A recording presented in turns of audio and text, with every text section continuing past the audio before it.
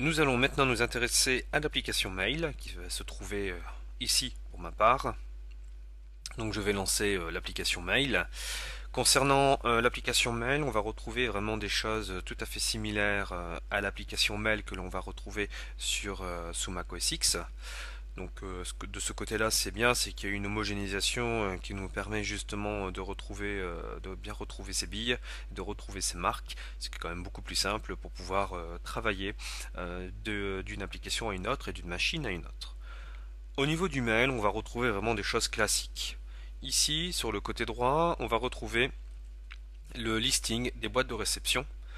Sur le volet de droite, je dis droite c'est gauche, sur le volet de droite, on va retrouver le détail du mail. Donc si par exemple je souhaite visualiser un mail, je vais prendre ici celui-ci, et que je clique sur le mail ici en dessous par exemple, je vais pouvoir visualiser l'intégralité du mail. Je vais pouvoir visualiser la personne qui m'a envoyé le mail, donc je vais avoir un contact, un nom d'expéditeur qui va y être associé, sur lequel je peux ajouter une photo. Je peux créer un nouveau contact avec l'expéditeur et je peux l'ajouter à un contact.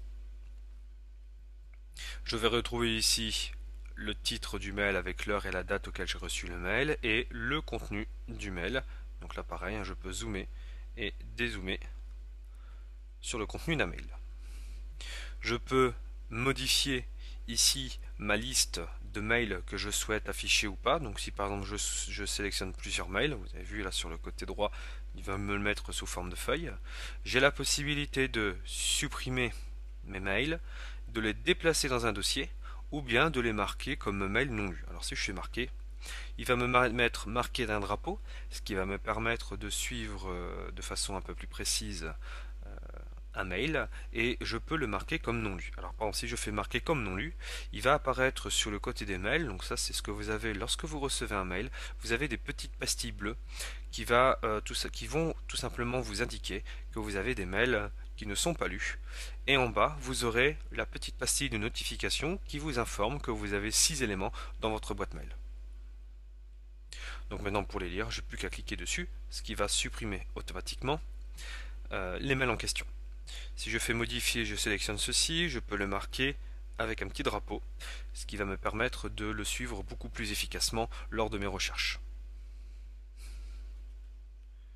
Et supprimer le drapeau s'il le faut. Je peux maintenant déplacer le mail et il va me demander où est-ce que je souhaite le déplacer parmi les différents dossiers qui sont ici. Et si je fais modifier et que je prends ce petit bouton, enfin que je sélectionne celui-ci, j'aurai l'option supprimer. C'est ce que je vous disais la dernière fois, c'est la différence entre supprimer et archiver. Donc je vous remontre où est-ce qu'on peut le paramétrer. Donc au niveau des mails, je vais prendre ici mon compte mail et je vais faire archiver les messages. Je vais faire terminer. Je vais relancer la boîte mail, je vais faire modifier. Et quand je vais le sélectionner, il va être écrit cette fois-ci archiver. Je peux archiver ou supprimer un mail en faisant un glisser de droite vers la gauche. Et là, j'ai le petit bouton archiver ou supprimer qui va arriver. Donc archiver, ça va garder les mails sur votre iPad, tandis que le supprimer, ça va directement l'effacer. Si vous ne souhaitez plus le supprimer ou l'archiver, vous faites de gauche vers la droite, ce qui va me permettre d'enlever l'option.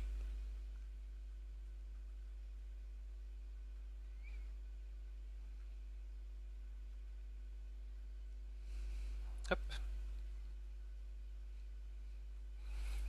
Ensuite, je vais avoir ici d'autres symboles qui va tout simplement, donc je recommence, ce petit symbole-ci avec le petit dossier vers la flèche vers le bas qui va me permettre de déplacer le mail en question. Donc c'est directement des raccourcis ici, quand je clique sur modifier.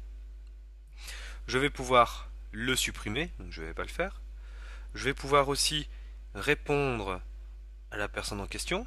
Donc si je fais répondre, j'ai un mail qui se prépare avec le contact qui se met automatiquement, avec l'objet et la personne qui est à l'origine du mail. Donc je vais faire annuler.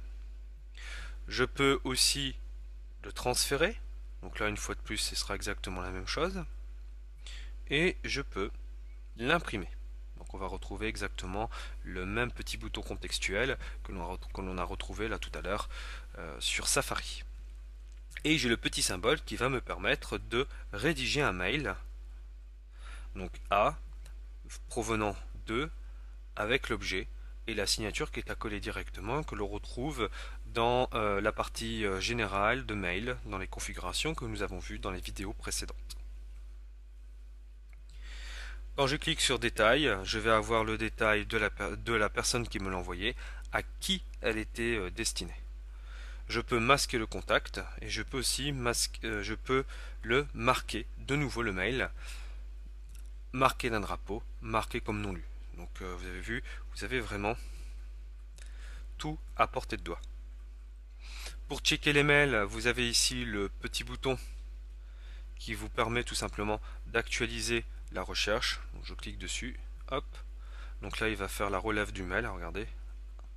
Voilà. Donc là, pour l'instant, je n'ai pas d'autres mails qui me sont destinés. J'ai la possibilité aussi, au niveau de mon mail, non, donc c'est pas ici, c'est voilà, la vignette c'est m'ajouter en CCI, ce qui va me permettre de me rajouter en copie cachée.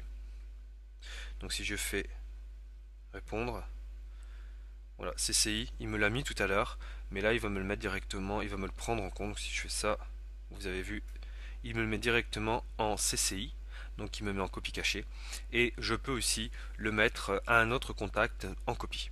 Donc là, en CCI, c'est bien si par exemple vous souhaitez garder vraiment une trace des mails que vous avez envoyés, si vous ne souhaitez pas, par exemple, naviguer dans ce menu contextuel, où là vous pouvez retrouver par exemple vos messages envoyés au destinataire en question. Donc là, c'est tous les mails que j'ai pu envoyer sans aucune distinction. Enfin, les éléments envoyés de la boîte mail que j'ai sélectionné, bien entendu. Que dire de plus sur l'application mail? Bon bah écoutez, pas grand chose. La petite chose regrettable, c'est qu'on ne peut pas y ajouter vraiment des pièces jointes comme on le souhaite. Non, on peut pas en ajouter. À moins que si je reste appuyé dessus. Indentation, diminue augmenter, donc non, ce n'est pas ça. Donc non, je ne pense pas qu'on puisse... Ah bah si, je suis bête, si vous souhaitez envoyer un élément par mail, mais oui, tout à fait, on peut le faire. Il suffit par exemple d'aller dans une des applications en question et de vous le transmettre par mail. C'est ce qu'on avait vu ici avec Safari. Je peux rester appuyé sur le lien. Donc ici ma page, pardon, et je peux envoyer cette adresse URL. Donc là, ça va directement me prendre, comment dire, le client mail. On l'avait vu tout à l'heure. Pareil pour les photos, je reste appuyé sur la photo en question, ça va me permettre de me la transmettre par mail directement depuis l'application. Donc j'ai dit des bêtises. Voilà pour l'application mail, donc ça va compléter tout simplement les options que nous avons vues dans les options de réglage dans les vidéos précédentes. Comme ça va clôturer le sujet sur l'application mail en question. On se donne tout de suite rendez-vous pour la suite du programme. Donc au niveau du programme, je verrai ce qu'on va faire principalement. Oui, on va s'amuser avec l'appareil photo, FaceTime et Photobooth, qui sont trois applications multimédia avec la partie photo sur l'iPad. A tout de suite.